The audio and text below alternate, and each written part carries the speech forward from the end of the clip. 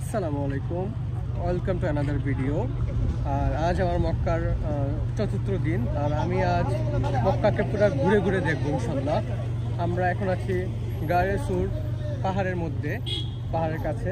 এখানে রাসূলুল্লাহ সাল্লাল্লাহু আলাইহি সাল্লাম হিজরত করার সময় ওই রাস্তা দিয়ে গিয়েছিলেন, এবং আবু বকর রাদিয়াল্লাহু তাআলা আনহুকে যে সাপে কামড় দিয়েছিল এই সেই পাহাড় আমি আপনাদেরকে দেখাচ্ছি। আমরা এখানে জোহরে নামাজ আদায় করব, তারপর আরাফার ময়দানের দিকে যাব। আজকের ভিডিওটা হয়তো একটু লম্বা হবে, বাট ইনশাল্লাহ সব কিছু আপনাদেরকে দেখানোর চেষ্টা করব। এই হচ্ছে সেই পাহাড় গাড়ে সুর। আবু বকর রাদিয়াল্লাহু তাআলাকে এখানে সাপে কামড় দিয়েছিল, গাড়ে সুর পাহাড়। আমরা এখানে নামাজ পড়ব, এখানে অনেকে নামাজ পড়তেছে। আমরা নামাজ পড়বো, নামাজ আদায় করে আরাফার দিকে যাবো ইনশাল্লাহ। এই হচ্ছে গাড়ে সুরার রাস্তা। এখন তো সিঁড়ি আছে, সিঁড়ি করে দিয়েছে সৌদি গভর্নমেন্ট যাওয়ার জন্য, মানুষের দেখার জন্য। কিন্তু 1400 বছর আগে কেমন ছিল পাহাড়, পাথরের সেই পাহাড়গুলি।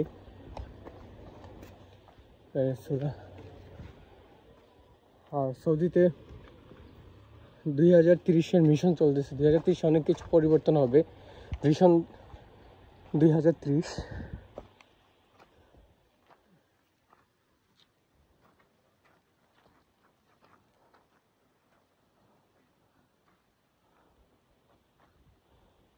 এখানে লেখা আছে, প্রিয় মুসলিম ভাই, নবী করিম সাল্লাল্লাহু আলাইহি ওয়াসাল্লাম আমাদেরকে সাওর পাহাড়ের উঠা, তাতে সালাত আদায় করা এবং পাথর স্পর্শ করা, এর গাছপালা ঘিরে লাগানো এবং এর মাটি, পাথর ও গাছপালা থেকে কিছু গ্রহণ করার আদেশ দেননি। আল্লাহ তাআলা বলেন, যে ব্যক্তি আল্লাহ ও শেষ দিবসের আশা রাখে এবং আল্লাহকে অধিক স্মরণ করে, তার জন্য রাসূলুল্লাহ সাল্লাল্লাহু আলাইহি ওয়াসাল্লামের মধ্যে রয়েছে উত্তম আদর্শ। সূরা আহজাব।